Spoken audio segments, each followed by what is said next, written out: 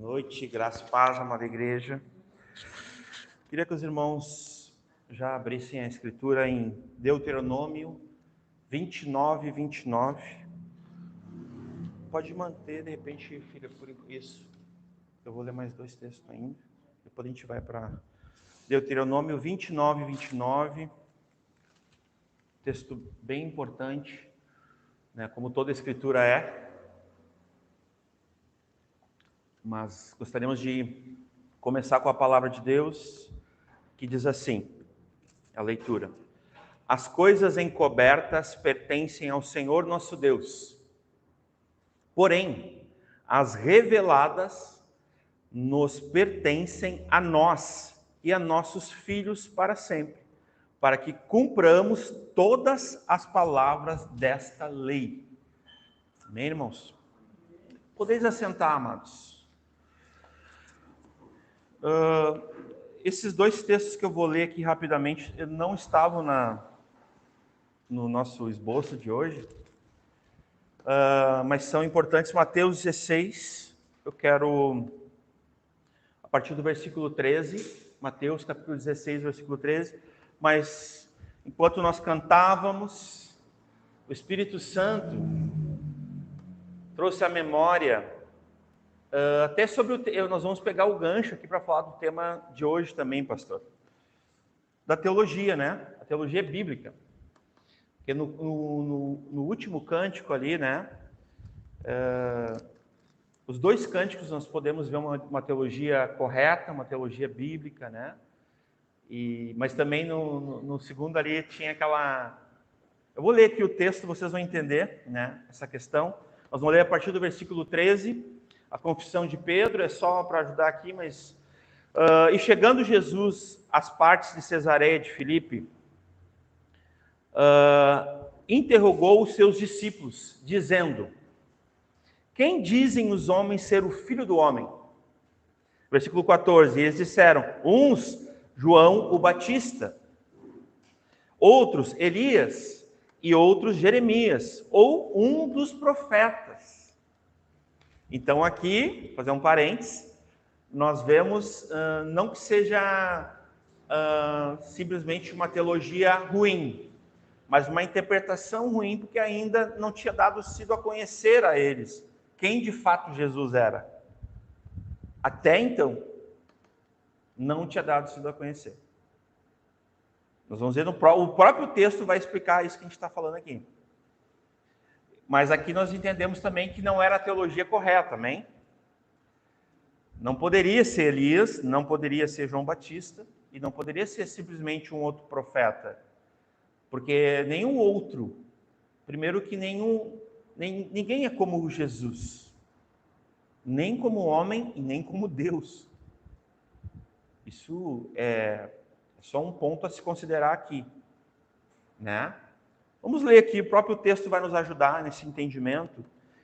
15, disse-lhes ele: e vós, quem dizeis quem eu sou? Que eu sou. Que eu sou, né? Então, Simão Pedro respondendo, disse: tu és o Cristo, o Filho do Deus vivo. Agora atentem, meus amados irmãos, para a resposta de Jesus. E Jesus respondendo, disse-lhe: bem-aventurado és tu, Simão Barjonas, porque tu não revelou a carne e o sangue. Então, aqui, ou seja, ninguém sabia. Ninguém dos homens sabia. É esse o sentido do texto. Ninguém sabia, meus irmãos. E Jesus sabia que eles não sabiam. Porque Jesus é Deus. Ele é onisciente. Depois eu vou mostrar um texto aqui que Jesus conhece o homem e ninguém precisa dar testemunho do homem, ninguém precisa explicar para Jesus quem é o homem, porque Jesus conhece o homem inteiro, todo o ser do homem. Por isso que ele não confia no homem. Jesus não confia no homem. Nós vamos ler esse texto. Bem-aventurado és tu, Simão Barjonas, porque tu não revelou a carne e o sangue, mas meu Pai. Naquele momento, né, Simão tinha recebido, na resposta que ele deu a partir da pergunta de Jesus, essa revelação, esse entendimento, essa iluminação, se abriu-lhe os olhos para que ele soubesse quem estava diante dele. Meu Pai que está nos céus. E também eu te digo que tu és Pedro, e sobre esta pedra, é isso que ele está dizendo, esta pedra, né, Petra, no caso ele, Cristo, eu edificarei a minha igreja, sobre essa revelação última, final, que é ele, o próprio Cristo, o verbo encarnado, o Logos de Deus, a palavra, né? Edificarei a minha igreja e as portas do inferno não prevalecerão contra ela. E aqui ele vai dar aqui uma mensagem para a igreja imperativa, mas é uma mensagem também de esperança, de garantia. E eu te darei as chaves do reino dos céus, e tudo o que ligares na terra será ligado nos céus, e tudo o que desligares na terra será desligado nos céus. Isso é a oração dos santos, é o clamor, as súplicas, conforme a boa, agradável e perfeita vontade de Deus, conforme as escrituras que geram essa consciência, né, que nós recebemos, assim como lá em Romanos diz que a lei de Deus, a palavra de Deus foi gravada no nosso íntimo, no nosso interior. É dessa feita. Então nós temos uma consciência até na nossa criação, na nossa composição, a lei de Deus. A nossa consciência, ela reconhece o Criador. Até quando nós estamos olhando numa revelação especial à natureza, nós também podemos contemplar as obras das mãos de um Criador único, de um único Deus. Mas isso não necessariamente é suficiente. É suficiente para nos fazer desculpáveis, mas não é toda a revelação. Porque depois nós vamos ver, até no livro de Romanos, a gente vai ver essa revelação especial da natureza no capítulo 1. No capítulo 2, a gente vai ver que a lei de Deus foi gravada dentro do homem, no íntimo do homem, para que o homem tenha a ética, o critério do certo e o errado, conforme Deus daí. Então o homem pode simplesmente ter a paz, simplesmente porque Deus colocou no íntimo desse homem isso. Mas esse homem está perdido, está cegado, está caído. Ele não tem mais comunhão com Deus. Mas lá em Romanos 15, nós vamos lembrar tudo quanto antes foi escrito para o vosso ensino, para que a gente possa aprender, foi escrito. E aí sim é uma revelação suficiente, que é a Escritura, que é a palavra de Deus, o que foi o quê? Escrito. Irmãos, nós vamos ler agora um outro texto, mas isso é possível por essa ferramenta, por essa lente que a gente chama de teologia. Que ela faz essa costura, essa conexão, mas que a fonte geradora dela e o conteúdo dela são as Escrituras. E isso é suficiente, a Escritura. A teologia não é suficiente. A teologia nenhuma define Deus. Mas as Escrituras trazem o conhecimento de Deus, naquilo que já foi revelado a nós pela Escritura. Né? Evangelho de João, capítulo 1, a partir do versículo 19. Eu quis mostrar para vocês o início ali de uma revelação ruim, né? Perdão, de um entendimento teológico ruim, né? Ainda assim, meio abrupto, assim, não tão claro, né? Agora eu quero mostrar para vocês o entendimento teológico bom. A partir do versículo 19, João, capítulo 1, versículo 19. Olhem que tremendo isso aqui, irmãos. O entendimento teológico saudável, correto, né? De um discípulo aqui, de um servo, né? De um profeta. João Batista, vamos lá, o testemunho de João Batista. E é este o testemunho de João, quando os judeus mandaram de Jerusalém, sacerdotes e levitas, para que lhe perguntasse, quem és tu? Mas eles estão perguntando aqui, quem és tu para João o Batista, amém? E confessou e não negou. né, confessou: eu não sou Cristo. Aqui o homem podia se aproveitar, aqui, né, o homem podia se valer disso, né, se apresentar como Cristo, como coisa e tal, mas ele já começa humildemente, né, eu não sou o Cristo. Porque eles, no contexto, irmãos, eles achavam que ele era o Cristo. Por isso que eles estão perguntando. E ele está respondendo claramente, com uma boa teologia, com um bom entendimento das Escrituras, irmãos. Com a lente correta, uma teologia bíblica. Eu não sou o Cristo. Né? E confessou e não negou, confessou: eu não sou o Cristo. 21. E perguntaram então, que és tu Elias? E disse: não sou. De novo, ele não se aproveita. Ele poderia ter o ímpeto, ou como alguns dizem, o espírito de Elias no aspecto da intenção, da autoridade das Escrituras, por ter sido chamado e ter obedecido o chamado, a obediência lhe concedeu a autoridade, a unção. Ele poderia ter o mesmo ímpeto que Elias, embora não tenha realizado, né, os feitos de Elias. Então, nesse sentido, ele poderia ter o mesmo ímpeto, o mesmo espírito que Elias, mas ele não era Elias. Como alguns pensam erradamente numa teologia herética, né, dizendo que João Batista seria Elias. Não, João Batista não é Elias. Corrigindo essa teologia errada que tem já alguns ensinando há algum tempo. Alguns vão falar isso, alguns pastores, pregadores vão ensinar assim, não aceitem. Não é o que a Escritura diz. Por quê? Porque João Batista está respondendo aqui: eu não sou Elias. És tu profeta? E ele respondeu: não. Embora Jesus tenha dito que ele era, né? A gente fica com a palavra de Jesus, né? Não é uma contradição. Aqui é a humildade do profeta. Aqui João Batista é mesmo que... É que aqui, na verdade, seria bom, uma sugestão assim, para fazer para a cidade italiana, na correção, que é melhor seria ter um outro antes do profeta. O profeta, aquele prometido, né? O Messias. Que era o mesmo que o Messias. Mesmo que o Messias. Eles tinham, assim, esperavam o profeta, aquele que Moisés foi prometido, né? És tu o profeta. E aí, então, aquele profeta, tipo assim, não qualquer profeta, mas o, né? Aquele singular. E aí, então, acaba que... Sim. Porque tem um artigo, né? Tem um artigo. E aí, isso, então seria melhor que você... És tu o profeta. Isso. De fato, o profeta, não é?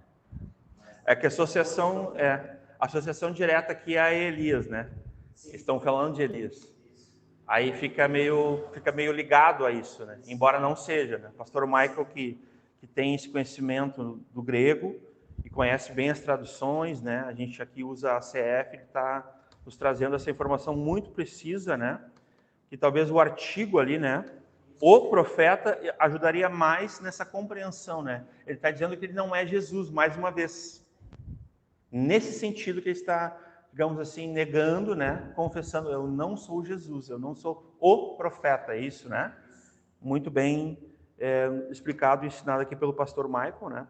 E disseram: pois quem és? Para que demos a resposta àqueles que nos enviaram, que dizes de ti mesmo, né? Aí ele disse: eu sou a voz. Daí ele vai lembrar Isaías, né? Agora sim ele está falando de Isaías. Até então ele estava, né? A gente fazia uma ligação errada ali, que era com Elias, né? Não seria com Elias, continua sendo com Cristo, né? A comparação. Embora o nome de Elias aparece sempre, né? Nesse aspecto ali, não há uma alteração. Mas eu sou a voz que clama no deserto: endireitai o caminho do Senhor, como disse o profeta Isaías, né? Agora vamos dar um pulinho aqui, ó.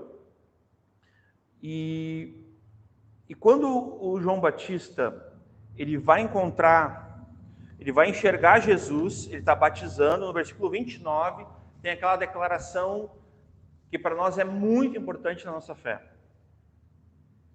Né? É uma declaração sobre Jesus. Aqui, olha a afirmação de João o Batista, né? No dia seguinte, João viu a Jesus que vinha para ele e disse: eis o Cordeiro de Deus, que tira o pecado do mundo. Aqui, irmãos, a gente consegue ver que revelação, Que iluminação, que entendimento que João o Batista tinha, corretíssimo, né? Sobre ele mesmo, sobre Jesus, né? O Cristo de Deus, sobre o profeta de Deus, né? O profeta, como aprendemos essa noite. Então, isso aqui a gente pode ver uma diferença teológica. Tem mais, mas a gente não vai precisar entrar aqui, mas a Bíblia é repleta disso, irmãos. A gente quer falar hoje sobre teologia bíblica, já vamos entrar aqui, né? Eu queria dar a partir do cântico ali, eu me lembrei dessa distinção, né? Nós vamos entrar com uma apresentação aqui que nós temos utilizado.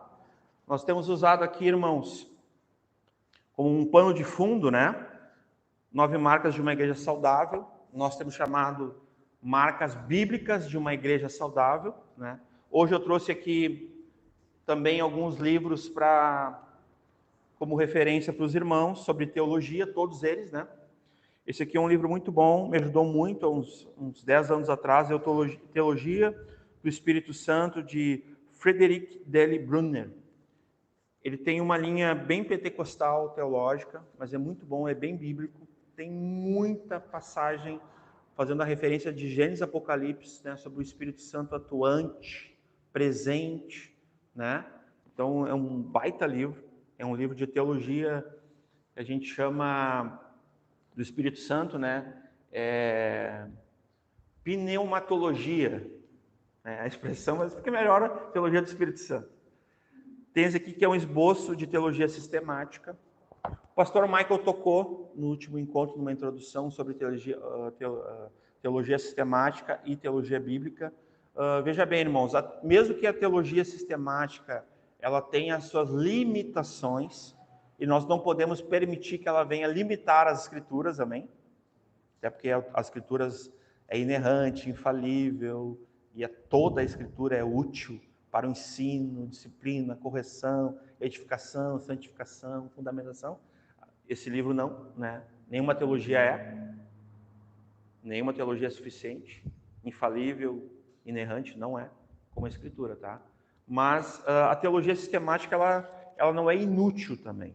Não, a gente também não quis desprezar, né? Uma coisa em detrimento da outra. Mas nós cremos que a teologia bíblica, ela é mais profunda, ela é mais abrangente, mais ampla, mas ela continua sendo errante, falível e não é suficiente.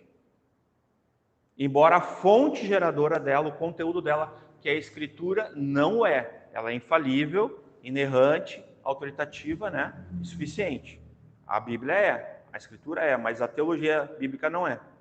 Porque a teologia bíblica seria como uma lente que vocês usam. É uma lente para vocês enxergarem melhor, né? Então ela nos ajuda. Então, esboço da teologia sistemática de Abe Langston é bem interessante, é bem antigo, entender que se falava há uns 4, 5 décadas atrás. Então é interessante. Esse aqui é bem atual, esse aqui é uma análise teológica e prática do louvor. D.A. Carson e Timothy Keller são bons autores, são homens bem sérios. E esse aqui é bem específico sobre louvor, né? Então, um livro que ele vai pautar, assim, biblicamente, de Gênesis e Apocalipse, sobre o louvor. Então, é muito interessante. Eu já li ele. É óbvio que, como eu disse, que ele não é suficiente, mas ele tem um bom apanhado, uma boa lente. Esse aqui é bem conhecido, o pastor Michael tem também, né? A gente recomenda, a princípio, né? Que é a Teologia Sistemática ao Alcance de Todos, do Wayne Grudem.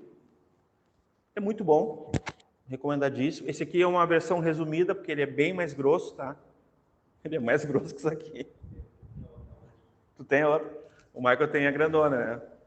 Então, vale a pena também, irmãos. Né? Então, eu queria sempre trazer essas indicações teológicas para nós. Vamos lá, teologia bíblica, pode passar. Né? A gente viu sobre a pregação expositiva. Irmãos, é suficiente apenas a pregação expositiva? Não, não é. Nós não estamos falando da palavra de Deus, irmãos. Nós estamos falando da teologia. O que é teologia? Tá? Nós vamos ter que passar rapidinho, Filipe. A gente volta ali. Vai passando os slides. Passa mais um pouquinho. Aí, volta ali. Né? O termo teologia tem uma origem no latim, né? teologia, pelo menos eu acho que é assim que se pronuncia, né? Mas também pelo conceito grego, né? A gente vai ter uma formação de uma palavra, né? Que é theos, que é Deus, né, que a gente conhece, né? Teologia, né? Theos, e também logos, né? Ou logia, também, né? Que é estudo. Então eu estudo sobre Deus. Então, simplificando, é isso. Aqui tem uma definição do dicionário que eu acabei trazendo, porque também isso é tão importante para a humanidade, irmãos. Já foi, até em algumas universidades, até algum tempo atrás, era muito comum, estava estudando direito, ou estudando medicina, ou outras matérias, por exemplo, na Inglaterra, tu estudar o livro de Romanos. Era muito comum isso. Estava estudando medicina, quando veio tinha uma cadeira de Romanos lá. Porque dizem, né, que o livro de Romanos foi o livro mais belo, mais bem escrito de todos os tempos. Lógico, eu não estou falando aqui como escritura, irmão, estou falando como livro mesmo, um entendimento secular, né? Então, isso tinha nas universidades, até pouco tempo atrás, tu via lá uma cadeira Romanos, que era a literatura do apóstolo Paulo, tinha toda aquela coisa, mas sobre o homem, entendeu? Não tanto sobre a escritura. Então, era muito comum isso nas universidades na Inglaterra, né? Então, aqui a definição, né, é um substantivo feminino, teologia, ciência é o estudo que se ocupa de Deus, de sua natureza, de seus atributos, né, das suas relações, né, com o homem e com o universo, né? Princípios, né, de uma religião de doutrina, e ali interessante, a ciência que estuda Deus, os seus atributos e suas perfeições, de forma bem ampla, bem bíblica, a gente poderia dizer, né? Então, a gente quer não simplesmente trazer uma definição, mas estabelecer algo que é o estudo sobre Deus, né? Se é que é possível, mas a gente tenta, né? A gente tenta conhecer mais e mais ao Senhor com humildade diante das Escrituras, e a gente não usa qualquer lente. A gente tem que usar uma boa lente para poder ler bem, né? Enxergar, não pode enxergar embaçado, tem que conseguir ler, tem que conseguir entender. Nesse sentido, a teologia nos ajuda, né, na interpretação, no entendimento da forma correta. Pode voltar, filho. Tá. Então a gente viu a pregação expositiva, que ela não é suficiente em si mesma.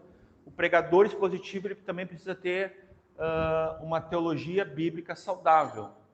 Ele precisa também ser um teólogo, a princípio, irmãos. Olha, vou ser sincero com os irmãos. Tem pastores, tem pregadores, tá? Que por não ter uma teologia, não ter uma boa teologia, irmãos, olha, me perdoe, mas eles cometem desastre nos púlpitos. Por não ter o entendimento correto das Escrituras. Por não ter uma boa teologia bíblica saudável. Então, é muito importante esse entendimento. Não basta ser só um pregador expositivo. Tu tem que ter um bom entendimento, a teologia correta, bíblica, para que isso faça sentido, né? Então, a teologia bíblica saudável atua em toda a Bíblia. Ela não serve, né, sobre os galhos desobedientes guiados pela serpente, né? Foi por minha conta, né? Lembrando que a primeira teologia ruim, maligna, foi a serpente lá no Éden, né? Eles vão trazer um entendimento distorcido, distorcendo o que Deus disse, né? Olha a ousadia da serpente. Então, né, não serve sobre os galhos desobedientes guiados pela serpente para a árvore do conhecimento do bem e do mal, né, dizendo não para Deus, as questões do bem e do mal eu decido, né? Foi isso que a serpente ensinou. Através de uma desconfiança, de incredulidade, mas a teologia bíblica repousa no conhecimento de Deus pelo que Ele mesmo diz a seu respeito, pelas Escrituras, né? Esse caminho da dependência de Cristo pela obediência, confiança em fé genuína para a árvore da vida. E o finalzinho eu fiz questão de falar do amado Espírito Santo, né? Que nos entregou a Escritura inspirada, né? Guiados somente em dependência do Espírito Santo através das Escrituras. E é assim que a gente entende que se faz teologia. Na presença do Espírito Santo. Com humildade, né? Ao abrir a Bíblia, saber que eu sou a pessoa mais incorreta, mais pecadora, que precisa ser corrigida, precisa ser ensinada, precisa se arrepender dos seus pecados, se converter dos maus caminhos. É assim que um teólogo ele começa a ser teólogo. Se tu consegue responder quem é Deus, quantos aqui conseguiriam responder sozinhos para uma pessoa quem é Deus usando a Escritura aqui? Vocês são teólogos. Não tenham medo disso. Não tenham medo desse título. Qualquer pessoa que tem condições de abrir uma Bíblia e falar sobre Deus é um teólogo. Simplesmente isso, irmãos. Simplesmente isso.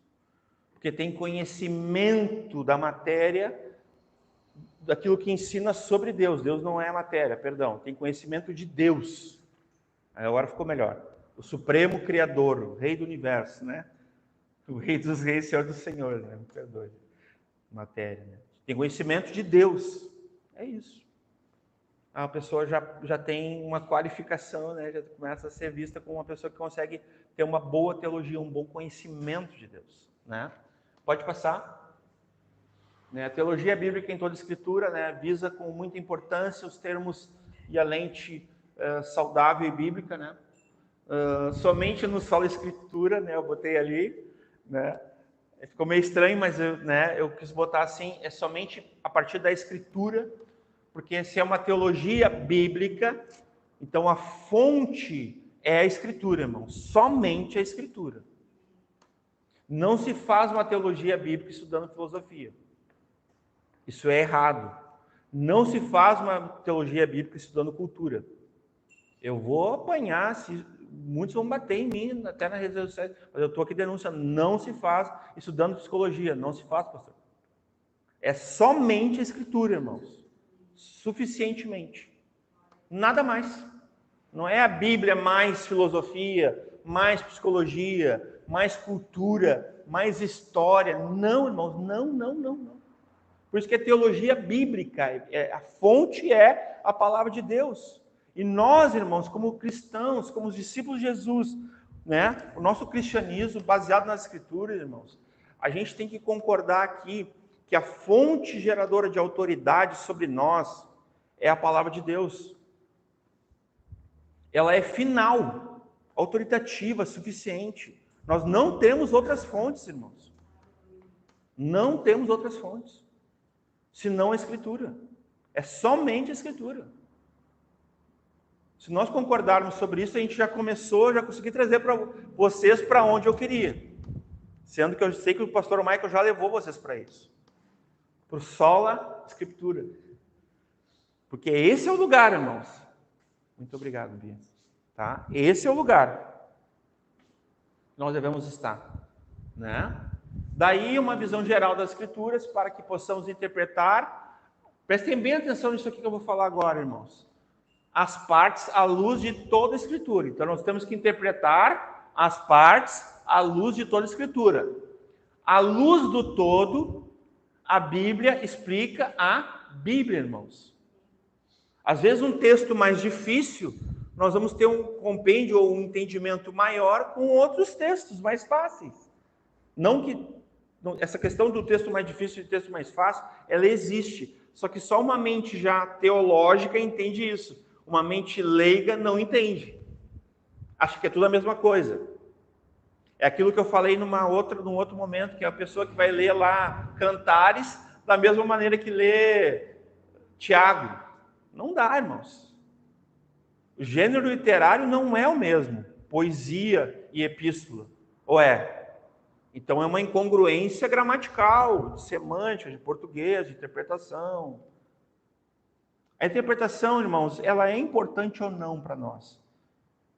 Estou falando de teologia, tá? Ela é, irmãos. Quer ver, ó? Se a Emanuela fizesse o intercâmbio e fosse para Londres, ela não soubesse o inglês, ela não soubesse ler as placas sinalizadoras, ela poderia correr risco de vida ou não? Tudo é o quê? Interpretação. Porque tem placas sinalizadoras, onde é o hospital, aqui perigo, danger, né? Vou arriscar aqui um... Aí a pessoa vê ali danger lá, uma caveira, tudo, mas não interpreta bem e segue o caminho. E aí, irmãos? Vocês viram como a interpretação é tudo nesse sentido? É disso que a gente está falando, teologia. Então, assim, a Bíblia explica a Bíblia. Então, a luz do todo, né? Perdão. A luz do todo, irmãos, explica a Bíblia, né? A Bíblia explica a Bíblia. Logo, a Bíblia é que é a palavra de Deus, né? E é uma só e inteira, dita, preservada, sustentada pelo próprio Deus soberano criador. Que a gente já viu que ele criou todas as coisas, ele sustenta todas as coisas pelo poder da sua palavra. Então, nesse sentido, irmãos, à luz do todo, nós podemos ter uma teologia bíblica para entender textos difíceis e textos mal interpretados. É à luz do todo. Às vezes tu lê um texto, ficou assim, mas não consegui entender. Calma. Vai na concordância temática, se não conseguiu ainda entender, liga ao pastor Maico. Sempre consulte o pastor, sempre. Sempre consulte os irmãos mais velhos. Sempre. Eles podem até errar, mas eles vão querer ajudar. Mas consultem, entendeu? Nossos objetivos, então, serão a partir do pastor Michael, que deu uma introdução belíssima para nós, está já no nosso canal, né? Introdução à teologia bíblica, né? Hoje nós vamos ter a definição introdutória, e depois no último encontro, do próximo encontro, nós vamos falar: o Deus da Bíblia é um Deus criador, o Deus da Bíblia é um Deus santo, o Deus da Bíblia é um Deus fiel. Vocês veem que eu estou falando do Deus da Bíblia, né? Eu faço questão, assim como o autor, né, dar uma ênfase nisso. Porque o nosso Deus é o Deus da Bíblia. Não é um Deus caricato que a cultura produziu, que a história produziu, que o liberalismo teológico, que é muito perto de nós, produziu. Não é, irmãos. Ou do imaginário de alguém. Ou Deus é o que tu quer que ele seja. Sim ou não, irmãos? Deus é o que tu quer que ele seja? Não. Deus é o que a Bíblia diz que ele é. Por isso que é o Deus da Bíblia. O Deus da Bíblia é um Deus fiel. O Deus da Bíblia é um Deus amoroso. O Deus da Bíblia é um Deus soberano. Nós vamos estar falando, irmãos, desses 5 atributos de Deus. Há somente 5 atributos sobre Deus? Não, há muito mais. Mas nós vamos estar falando somente sobre esses a princípio. Talvez a gente vai acrescentar 1 ou 2, 7 aí, talvez. Mas nós vamos estar falando que é seguindo a orientação ali do material, que para nós é mais um paninho de fundo, né? Mas é bem importante o que ele traz, é bem vital, né, para a saúde da igreja, tá, irmãos? Pode passar, isso a gente já viu, né? Estudar teologia nos achegarmos ao mais próximo possível daquilo que podemos conhecer e entender limitadamente.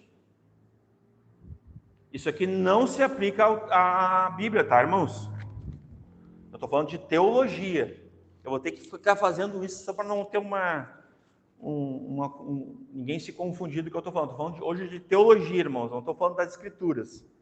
É sobre as Escrituras, mas é a questão teológica. Então, a teologia não é tão ampla, tão suficiente, tão profunda quanto a própria Escritura né? Então, é nesse sentido. Então, conhecer e entender limitadamente acerca de Deus. Por onde? Pela teologia. Tá?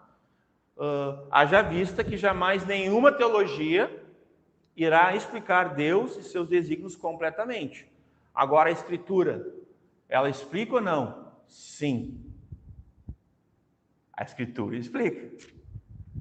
Se alguém, irmãos, não que nós já tenhamos alcançado, mas se nós, irmãos, de todo o nosso ser buscarmos conhecer mais e conhecer mais a Deus, nós vamos conhecer ou não? Vamos, irmãos, inesgotavelmente. Por onde? Pela fonte, pelas Escrituras. Não tem limites. Nesse aspecto é inesgotável a fonte. Está acima da teologia. A teologia precisa do conteúdo da Escritura, assim como a pregação. A pregação tem que ser a Escritura. A teologia tem que ser baseada na Escritura, né? Então, aqui eu botei uma frase que deixou muito comigo, assim, né? Eu já conheci essa frase, né? Há uma doce teologia do coração que só se aprende na escola da renúncia, da humildade, né? que é quando a gente chega diante, se prostra diante da Escritura, né, para conhecer esse Deus tão poderoso da Bíblia, né? Será que nós pertencemos a essa escola, irmãos? Nós queremos conhecer e prosseguir conhecendo o Senhor? Nós temos essa humildade ou a gente já chega, né? Já sei, já conheço. Qual é a nossa escola aqui? Diante das Escrituras apenas, né? A gente tem esse acesso, né? Pode passar. Teologia bíblica, então, a teologia bíblica, sobretudo, é o estudo da sã doutrina. Nós vamos estar falando daqui para frente bastante sobre sã doutrina, é importante salientar. É o ensino dos apóstolos, dos profetas, é a base do fundamento da igreja, aquilo que a gente não pode discordar. A gente pode discordar sobre várias coisas, irmãos. A gente pode divergir sobre várias coisas, só que a gente não pode discordar sobre isso aqui. Aí não tem como. Não tem nem como andar junto. Se nós discordarmos sobre a sã doutrina, nós estamos mentindo, nós não somos um. Isso é uma coisa intocável. É imutável, é irrevogável, é inquestionável, é irrefutável. Sã doutrina, né, que a gente pode encontrar em toda a Escritura. Assim como o Evangelho, em toda a Escritura. Tá? A gente não vai definir só nas pastorais. A sã doutrina está em toda a Escritura. Tá? Porque lá nas pastorais vai falar sobre o amor. Mas primeiramente, o que o amor é na Escritura? Nós já aprendemos aqui. Um mandamento. Nós aprendemos aqui. A primeira coisa que a gente precisa saber sobre o amor, qual é? Que é um mandamento.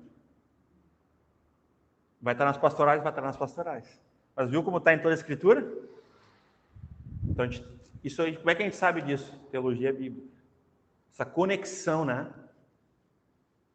Tem até aquela imagem com 3.000, tem muito mais, eu acredito, conexões. Você conhece essa imagem? Uma hora a gente tem que trazê-la aqui, é uma informação interessante essa. Né? É o pensamento, conhecimento certo, né, sobre Deus e a crença que está de acordo com a Escritura, tem que concordar com a Escritura. Então, toda teologia bíblica precisa concordar com a Escritura, senão ela já é desqualificada, já pode descreditar ela. Se alguém está apresentando para ti uma teologia bíblica que ela não concorda com a Escritura, com a sã doutrina principalmente, já considera inútil e despreza porque não é de Deus, não vem de Deus. Tá? A teologia bíblica não só ensina as doutrinas bíblicas, mas fortalece a fé, o coração e também alimenta o espírito e a razão. Como, irmãos? Pela Escritura. Nos conduzindo, nos fazendo desembocar na fonte primária suficiente das Escrituras. Tá? Pode passar. Qual é a marca bíblica, né, saudável que eu, um simples membro do corpo de Cristo, que é bem interessante falar para desmistificar, né, algum receio que alguém possa ter na sua simplicidade.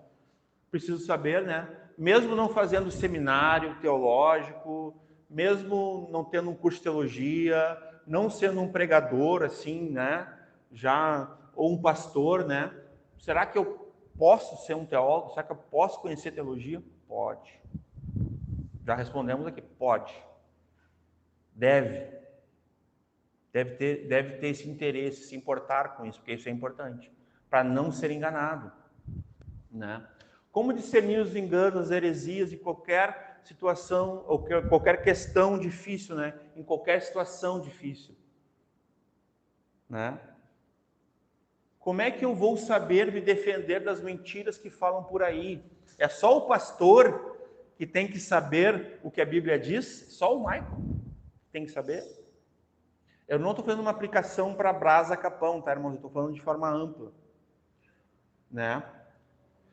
O que é que você deve crer sobre a palavra, conhecer a palavra? Como você se prepara para receber, ouvindo, lendo e pensando as Escrituras? Qual é a lente? Eu já vou citar um texto aqui. Tem 1 Timóteo 4,16, na nossa ACF, né? Que é a nossa versão aqui, a tradução oficial dessa igreja. Tem cuidado de ti mesmo e da doutrina, né? Do ensino, né? Persevera nessas coisas, porque fazendo isso te salvarás tanto a ti mesmo como aos que te ouvem. Então, veja bem, irmãos, quando tu aprende uma doutrina, tu precisa aprender bem ela, um ensinamento, para depois transmitir bem. Qual é o meio que isso acontece? A fonte é a Escritura. A autoridade vem da Escritura, a unção vem do Espírito, vai nos guiando. O meio é a teologia. Da mesma forma que tudo que a gente faz aqui é teologicamente, irmãos. Nós já falamos aqui, quando a gente canta, a gente consegue ver a teologia de uma igreja. Quando a gente ora, aí o maninho vai orar lá, né? Lembra aquele exemplo que eu dei? Eu decreto. Vamos declarar. O declarar ainda eu fico meio assim, mas tem gente que fala declarar de uma forma meio estranha, né? Nós declaramos. Está decretando, né? Para quem? Para Deus. Quem de nós pode decretar, dar ordens para Deus, irmãos? Isso é teologia? Triunfalismo, prosperidade, são as teologias novas aí, né? Dos liberais também, né? Pode passar? Para algumas pessoas, essa palavra teologia assusta e causa algumas reações e impressões. Ó, tipo isso aqui, ó, a letra mata o crente, né, que estuda as escrituras. Isso é clássico, né? Eu sou dessa época, irmãos. Eu vou confessar aqui, eu cheguei para o meu pastor, eu era bem novinho, falei para ele que eu ia estudar teologia. Na hora ele falou para mim, tu vai se desviar. Tu vai esfriar, que a teologia mata. Isso eu ouvi de um pastor meu. Lógico, eu não vou cobrar aqui entendimento dele, eu estou apenas falando o fato. E eu demorei, sei lá, alguns 10, 15 anos na minha vida a trazer, né? Deus sabe também, né? Que eu já podia estar em outro nível, né? Mas eu não estudei por obediência. Porque eu achava que teologia era o quê? Ruim. Fiquei aquela pulga atrás da orelha, mas... E eu ouvi assim, Marco, Jesus não mandou fazer teologia. É óbvio que não está escrito assim que Jesus mandou fazer teologia. Mas Jesus falou que pela falta do conhecimento das Escrituras que vocês erram, vocês pecam. É nisso que ele está falando. Esse texto está aqui, nós vamos ler ele. Ele vai aparecer daqui a pouquinho aqui especificamente. Então, nós podemos ver várias falas de Jesus, palavra de Deus, dos apóstolos, dizendo exatamente nesse aspecto, do conhecimento de Deus, né? Então, como estudar? Então, Jesus, mesmo estudar a boa teologia, faz o crente apostatar, né? A letra mata. A letra mata? Como estudar mais a palavra de Deus sem perder o fervor? Você já desejou intensamente conhecer mais a Deus, mas ficou com medo de pitadas de teologias que afetariam, né, a sua devoção ao Senhor? Afinal, dizem, a letra mata. O Espírito vivifica, né? Essa que pode passar. A teologia é como uma pedra, né? Não. A teologia é como uma pedra. Ela pode fazer tropeçar ou te fazer derrubar gigantes. Isso aqui não é uma definição, é apenas um pensamento. Porque ela pode fazer mal também, irmãos. Ela pode. Tá? Também a gente não vai negar isso aqui. Se a pessoa que começa da teologia, ela não tem humildade, ela vai se tornar o quê? Arrogante. Sabia? Ela vai achar que ela tem resposta para tudo, que ela sabe mais que o pastor. Isso também pode acontecer? Pode, irmãos. Mas não é por causa disso que nós vamos negar a teologia. Não. Estaria errado.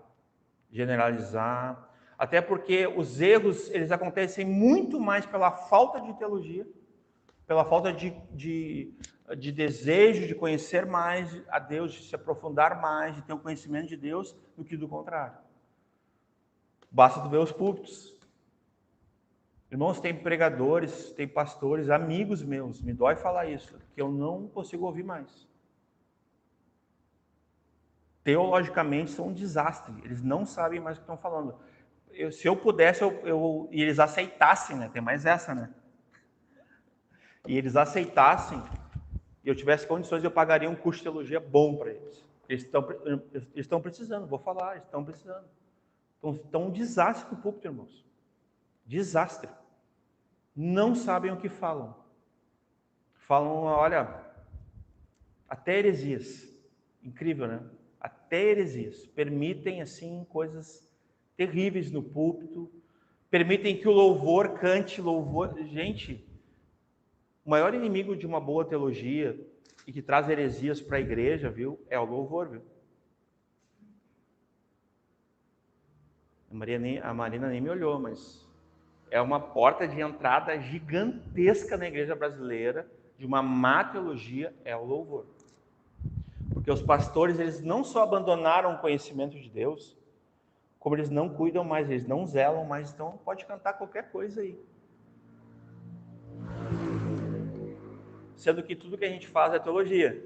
O que nós oramos, o que nós cantamos é teologia. Né? Então vamos lá.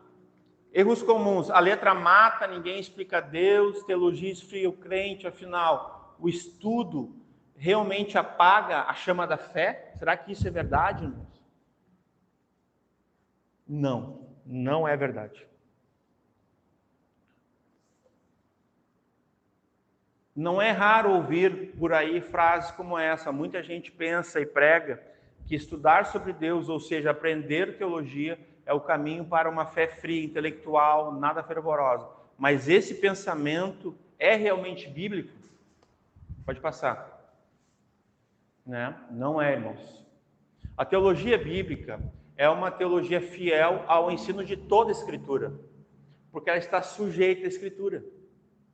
Ela depende da Escritura. Então, quem é que dá o tom do ensino? Quem é que tem autoridade sobre o ensino? A palavra. Quem vai dar os termos é a palavra, irmãos. A palavra, ela não só abastece a teologia bíblica, como ela tem autoridade do que a teologia vai ensinar. Como a palavra tem autoridade do que o pregador vai pregar. Lembra daquele exemplo que eu dei? O pregador está expondo o texto bíblico e quem dá o tom da mensagem é o quê? A Escritura. Lembram disso? Que a diferença do pregador temático para o pregador expositivo, vocês lembram? Que o pregador expositivo está lendo a Escritura e a Escritura está encaminhando ele. Está dando o tom, o tema, tudo para ele. É suficiente a Escritura. Já o temático não. Ele usa a Escritura para falar o que ele quer falar. Então a gente viu esses exemplos. Isso se aplica aqui. Então a palavra de Deus tem autoridade sobre a teologia. Ela alimenta, ela abastece, ela é fonte inesgotável, mas ela tem autoridade sobre a nossa teologia. Porque a palavra de Deus tem a palavra final sobre qualquer doutrina, sobre qualquer assunto, meus irmãos. Aí não tem teologia que discuta com a palavra. Inclinação teológica, né? Se a palavra está dizendo que é todos, irmãos, pode vir alguém e dizer, não é todos, e tudo, não, só um pouquinho. Desculpa aí. A Bíblia diz que é todos. Mas a teologia, fica com a teologia, vou ficar com a Bíblia. Sim ou não? Sim. Né? Então, aqui, ó. Irmãos, são 63.779 referências cruzadas em toda a Bíblia. Isso aqui, que eu lembro, foi anos e anos que um estudante ele dedicou, e faz muito sentido. Eu não sei se é exatamente isso, se não é mais. Pode ser mais, né, Maica? Mas muito bom, muito bem feito. É que não dá para enxergar aqui, irmãos, são várias cores. São conexões, ó, de Gênesis 1 a Apocalipse 22, de textos que eles estão juntos, irmãos. Lembra que a gente falou que é uma profecia, é uma promessa, é uma história só, é uma palavra só, é um Deus só. É nesse sentido, é um evangelho só. É nesse sentido. Lógico, que a gente fala uma profecia composta de várias profecias, que já foram dadas, cumpridas, e outras que vão se cumprir. Onde é uma promessa, várias promessas que já se cumpriram e ainda vão se cumprir. É nesse sentido, amém? Porque a revelação é progressiva. Na teologia bíblica também, porque a Escritura também é assim. A revelação, na Escritura, tu entende ela como uma revelação que progressiva. Embora ela já é final, mas ela é progressiva. Tu consegue ver isso claramente na Escritura. Né? Quando a gente pensa o culto, né? O apóstolo Paulo falou isso assim, quando nós cantarmos, nós temos que cantar em espírito, mas cantar com o quê? Com entendimento. Quando nós formos orar, A gente tem que orar em espírito, mas orar com entendimento. Por que ele está perguntando isso? Por que ele está falando? É uma pergunta meio afirmativa, né? Aquelas perguntas que ela traz uma afirmação, né? Ela está fazendo a igreja refletir. Porque a gente não faz nada, irmãos, no que tange em relação à igreja, que não venha de interpretação, de conhecimento, de entendimento da mesma. Ou a gente tem uma fé cega? Será que é assim? Não. Nós não temos uma fé cega. Nossa pregação não é uma pregação cega, ela é intencional. Nós já falamos, inclusive, isso. Quando a gente prega o evangelho para alguém, se a pessoa disser sim, ela saiba porque está dizendo sim. Se ela disser não, ela saiba porque está dizendo não. Que ela venha ouvir toda a boa notícia, todo o evangelho, claramente, cristalinamente, com fidelidade pela Escritura. É nesse sentido. A teologia também caminha assim, né? Então, a teologia bíblica é uma teologia fiel ao ensino de toda a Bíblia, ela está sujeita à Bíblia, né? Os membros de igreja cristã continuam a nutrir pensamentos insignificantes a respeito de Deus e pensamentos elevados sobre o homem. Isso aqui é bem atual. A igreja ela tem sido muito antropocêntrica, o homem está no centro, né? Então, tu vê as teologias que têm surgido, é tudo para favorecer ao homem, para dar glória ao homem, para satisfazer ao homem. É um homem que não tem contentamento em Deus. Cristo não é tudo, não é suficiente. Então, logo, ele precisa da teologia do triunfalismo, da teologia da prosperidade, da teologia do processo, que estão tudo aí, podem pesquisar. São teologias também, mas antropocêntricas. Teologia liberal. São um desastre, irmãos. Um desastre para a igreja. Porque a igreja, ela reflete e ela existe para dar glória a Deus. Esse é o fim de todo homem. Glorificar a Deus. Então, o homem que busca glória para si mesmo, ele fala de si, né?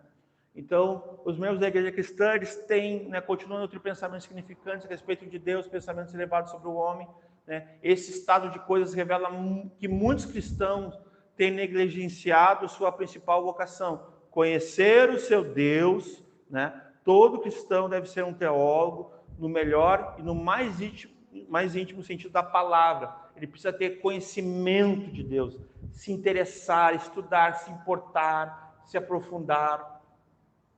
Só que a gente vê assim, o homem ou trabalha muito, ou é muito família, são tudo coisas dignas, sim ou não? Todo homem tem que trabalhar bastante, tem que ser bem família, não é verdade? Mas e se esse homem não busca Deus? Não se enche, não se satura positivamente da palavra. Como é que esse homem vai ser um bom pai, um bom trabalhador, gente? Explica essa equação aí que eu não entendi. É aqui? Como é que funciona isso aí? Sem conhecimento de Deus? Não funciona.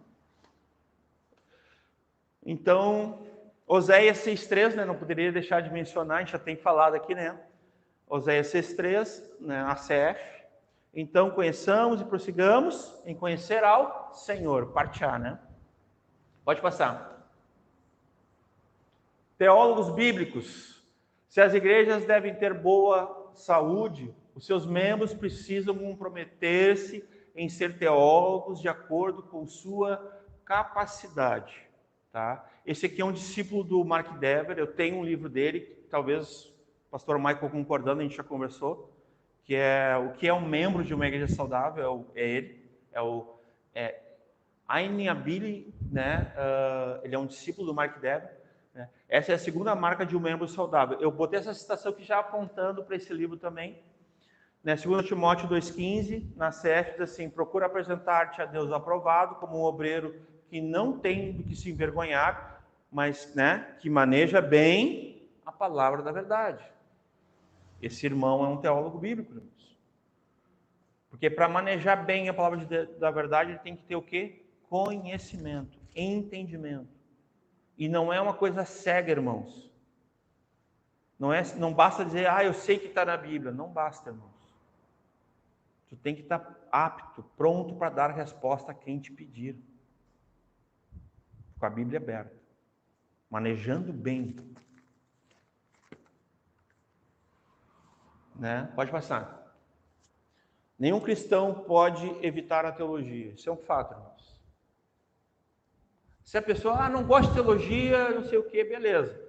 Quem é Deus? A pessoa responde, ela é uma teóloga. Ele é um teólogo. Mesmo que não goste do título, tudo bem. Esquece o título. Nós estamos falando de conhecer a Deus, irmãos. De se interessar, de se importar com o conhecimento de Deus, mas o conhecimento bíblico, correto, com uma linha correta. Ou vocês acham que é suficiente apenas abrir a Bíblia, ler um texto e falar sobre o texto? Tu pode falar um monte de coisa para a morte, para a perdição. Sim ou não? Se tu não tiver o entendimento correto, a teologia bíblica, né? Então, todo cristão é um teólogo. Talvez não um teólogo no sentido técnico, profissional, né? O cara fez seminário, o cara vive disso. Não é esse o aspecto, irmãos. Nós temos lá um empresário, dono de uma estofaria. Ele pode ou não pode ser um teólogo? Pode. Se ele quiser. Se ele não quiser, ele vai ser de alguma forma, mas de forma mais leiga, né? Mas se ele consegue responder, se ele consegue abrir a Bíblia, ele é um teólogo. Não tem como desvincular isso, porque ele tem conhecimento de Deus. Então ele é um teólogo. A questão para os cristãos não é se seremos teólogos, mas se seremos bons ou maus teólogos. Isso aqui é importante. Porque tem um monte que é mau. Pá, tem um monte assim que tá louco. Um bom teólogo é aquele que é instruído por Deus, pela sua palavra. Né? Aqui, instruído por Deus, entenda-se que a instrução de Deus é o quê? A palavra. Né? 2 Timóteo 3,10, tu, porém, tens seguido a minha doutrina, né, o meu ensino, né, no modo de viver, na intenção, na fé, na longanimidade, no amor, na paciência, mas é só a primeira parte ali, pode passar.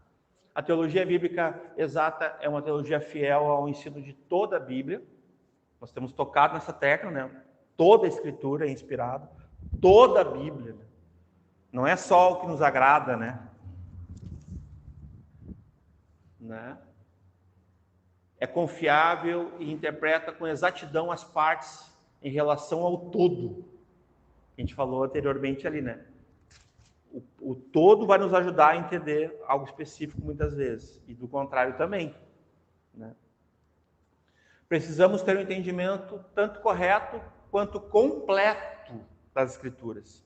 Normalmente as pessoas usam apenas essa primeira parte da frase. A segunda eu acrescentei.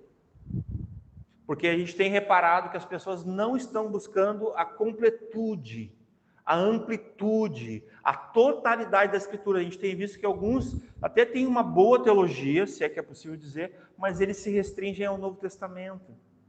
Com todo respeito, irmãos, isso não é o ideal. Quando tu ouve assim, não, irmãos, te dedica a leitura só de João. Cuidado com essas afirmações. Eu já fiz isso. Quem nunca, né? Não, se tu ler só Provérbios, um por dia tu já está bem. Cuidado, a gente carrega uma religiosidade, vamos combinar também, né? Uma religiosidade ruim, né? Não a bíblica, né? Então a gente tem que ter cuidado com essas afirmações. Irmãos, é toda a Escritura. Não é só o Novo Testamento.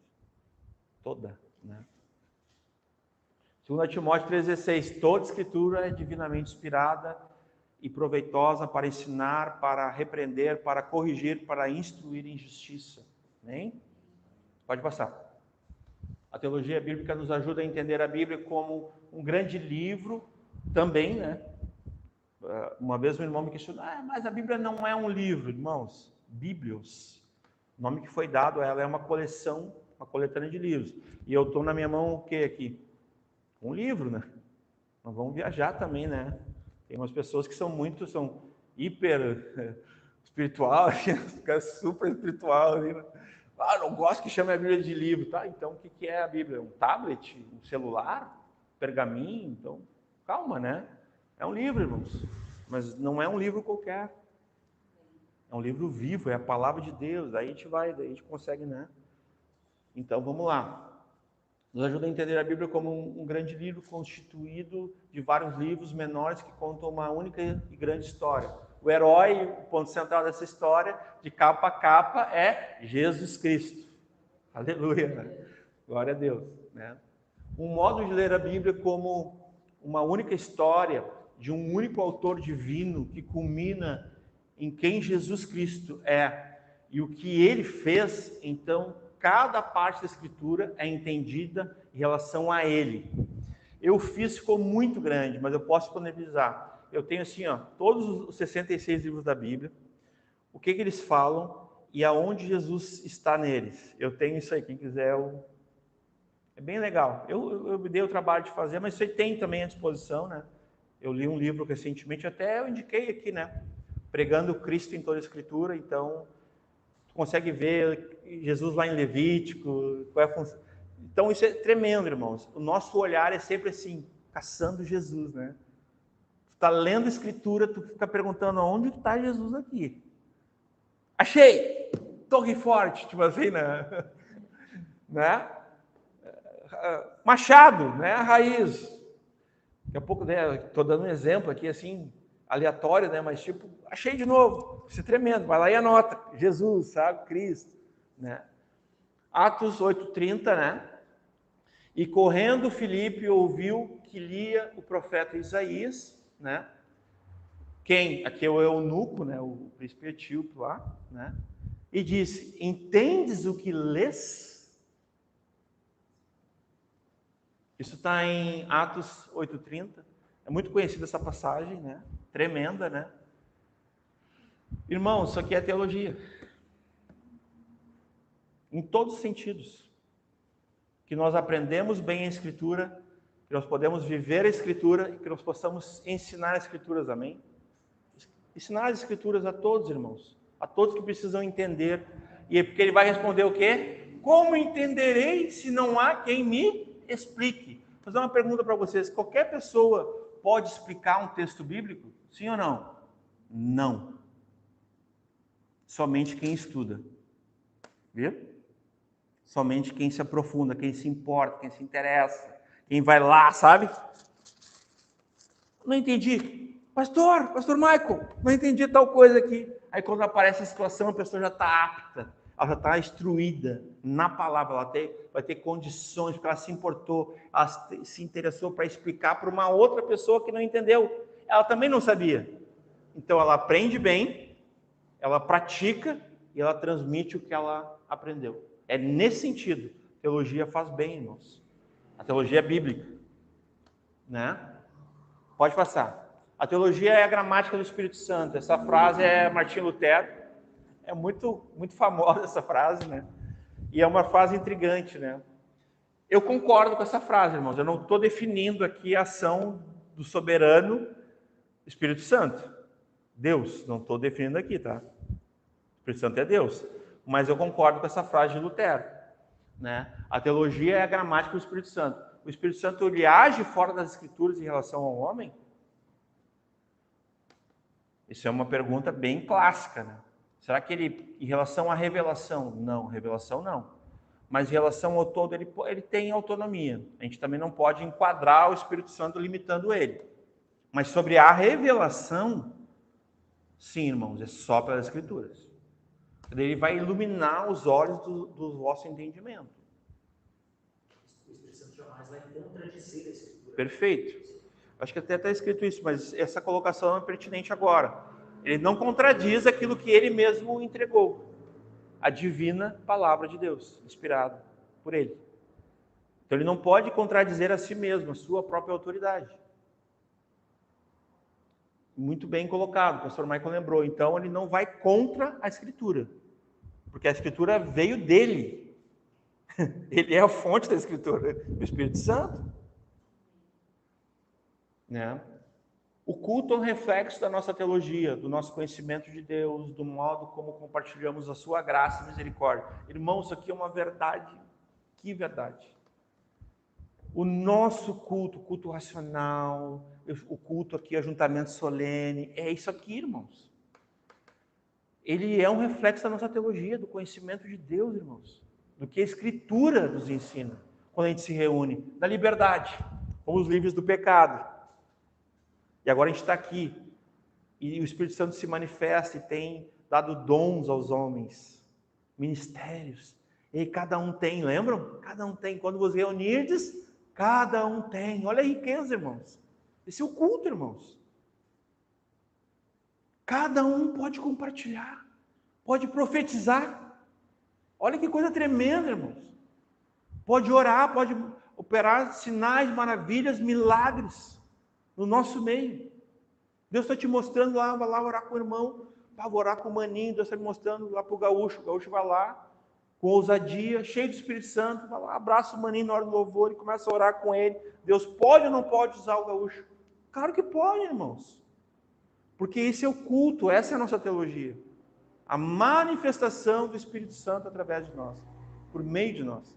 Deus não usa anjos nesse caso. Os ministros, os anjos, eles são para outros casos. Nesse caso, até pode aparecer um anjo numa situação, não está proibido, mas na edificação, estou dizendo, né? A edificação mútua, né? O corpo edificando o corpo, amém, irmãos? Vocês creem nisso? A gente precisa ter clareza na teologia que nós vivemos.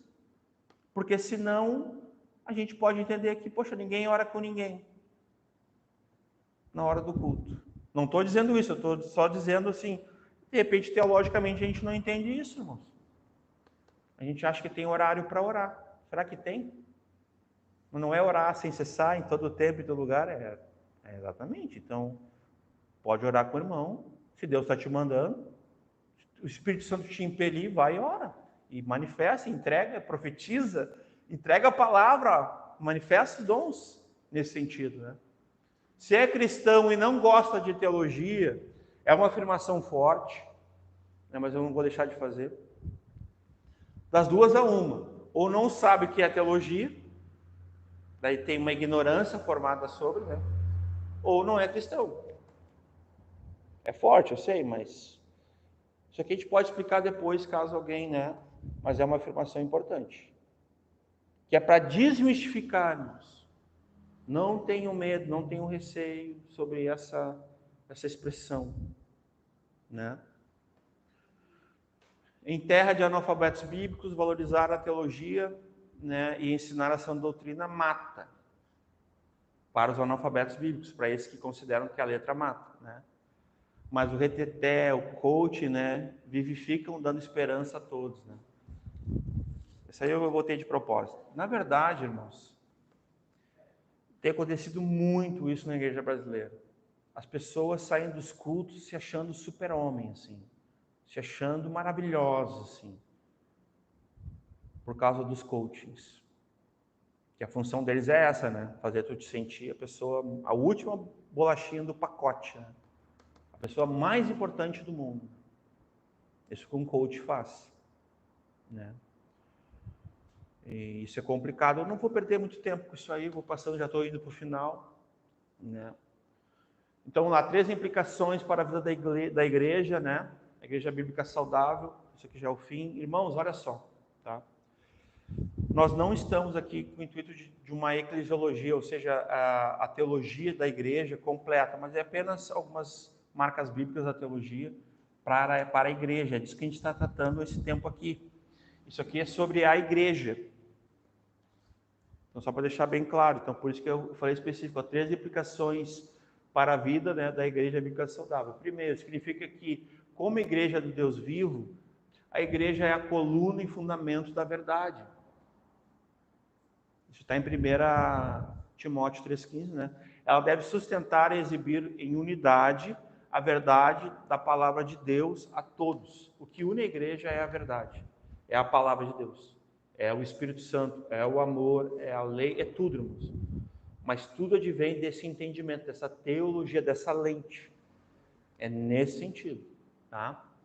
A segunda implicação da teologia bíblica é para a vida da igreja, é que a doutrina e a vida não devem ser divorciadas.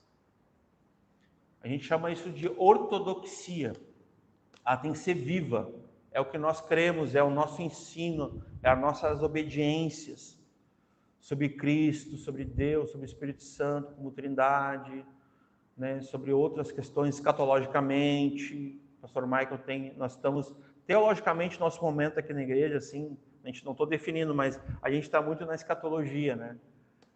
Na teologia do tempo do fim, em Apocalipse, na profecia final, né? Então, teologicamente, a gente está escatológicos. Uma linguagem bem teológica, né? Assim, mas é que nem eu falei, é tranquilo, é o tempo do fim. A gente está entendendo sobre isso, né? E por fim, a terceira implicação é que toda igreja é chamada para rejeitar os falsos ensinos. Irmãos, para isso, na verdade, a gente chama de apologia, é a defesa da fé. Para isso que muito da teologia existe. Muita produção teológica, bíblica, existe para defender a nossa fé.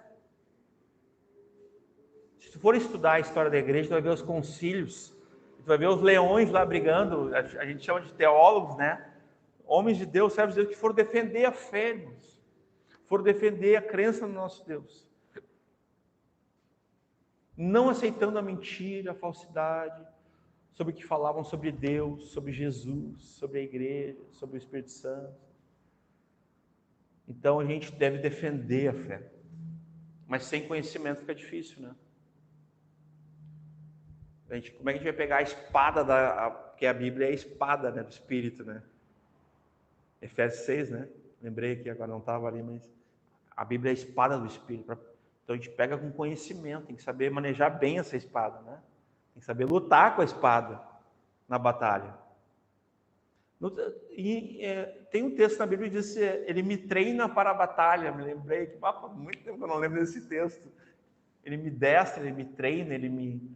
Tem esse texto, depois o pastor Marco vai olhar ali para nós. Me lembrei agora desse... Olha, faz muito tempo que eu não lembro desse texto. Ele me habilita, né, para a batalha, me prepara, me treina, né, me adestra, exatamente. Me lembrei agora, gente. É nesse sentido, irmãos, é para defender a fé. O escudo da fé, né? A espada do Espírito, o capacete da salvação, né? As sandálias do Evangelho, a justiça, a verdade, né? Cingir os lombos, assim. Pode passar. Talvez você esteja sentindo sobrecarregado diante da difícil tarefa de entender a Escritura. Não é fácil, viu?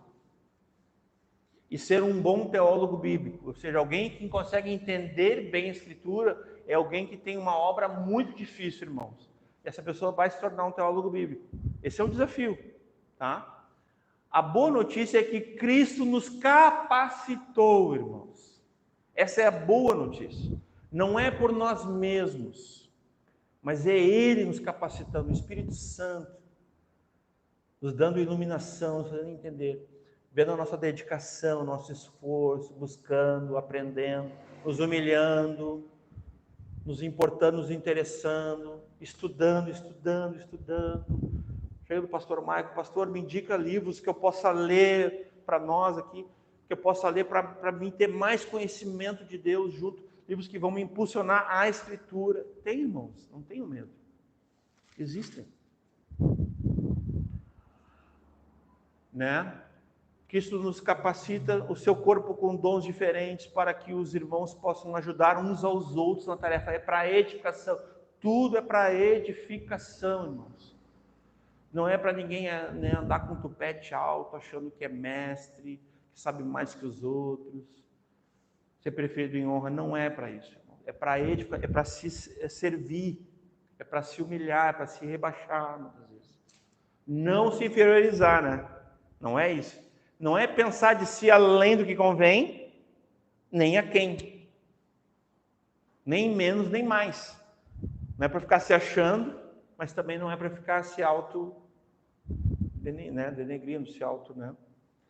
No fim das contas, uma igreja saudável, né? Uma igreja bíblica é aquela que os pastores, os membros possuem uma visão correta e completa sobre Deus. Eles têm uma boa teologia bíblica, completa, irmãos, de toda a Escritura.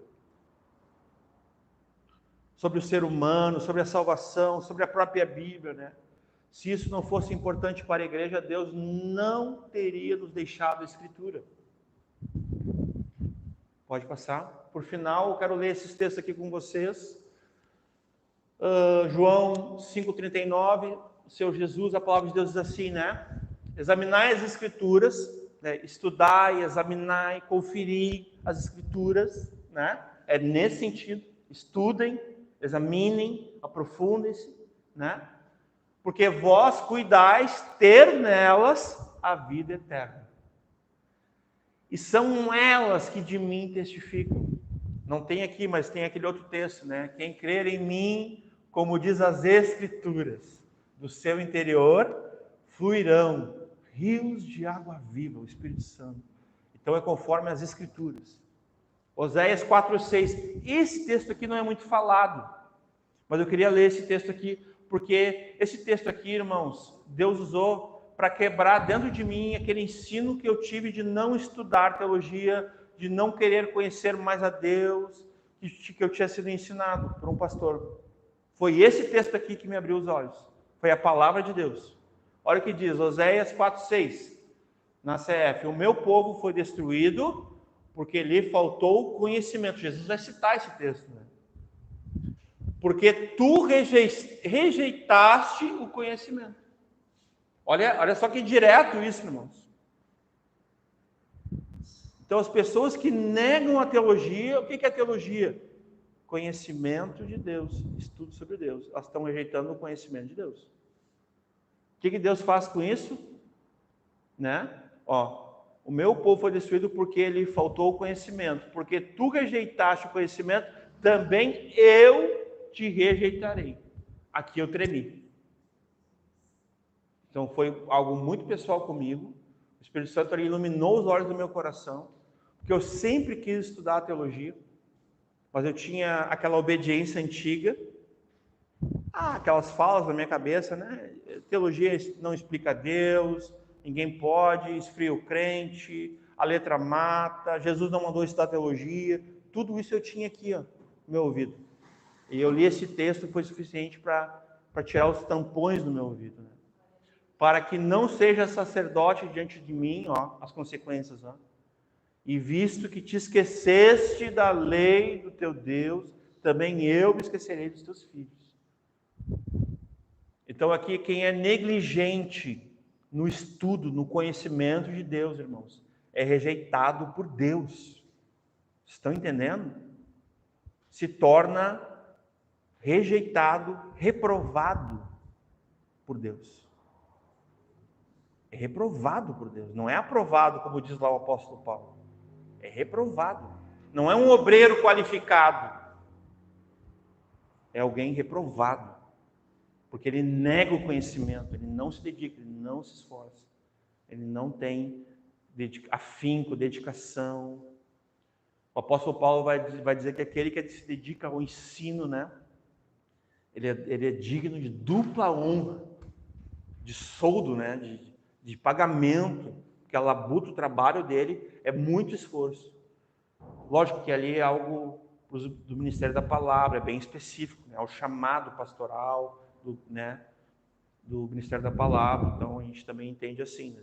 Não é todos, né? Todos os cristãos, né? Lógico que não é, né? Por último, Mateus, tem mais textos, o pastor Michael poderia citar muito mais, mas Mateus 22, 29, também a gente não poderia, que vai ter essa ligação, né?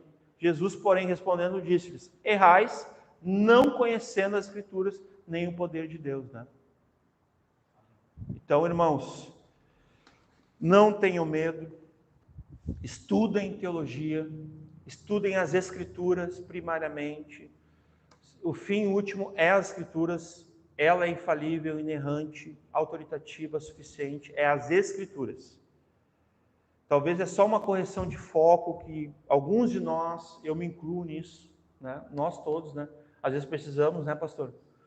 Porque nós não precisamos ter medo de nos aprofundar, de conhecer mais a Deus biblicamente, com uma teologia bíblica saudável, que é uma marca de uma igreja bíblica saudável, tanto para os pregadores, pastor, quanto para os ouvintes. E de forma geral, todos estão incluídos nessa marca, né? Existem até uns livros muito, eu não tenho eles, né? Aqueles, todos são teólogos, aqueles John Stott, tem um outro do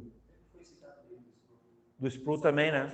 Somos todos teólogos, e tem um outro também, todos teólogos, se não me engano.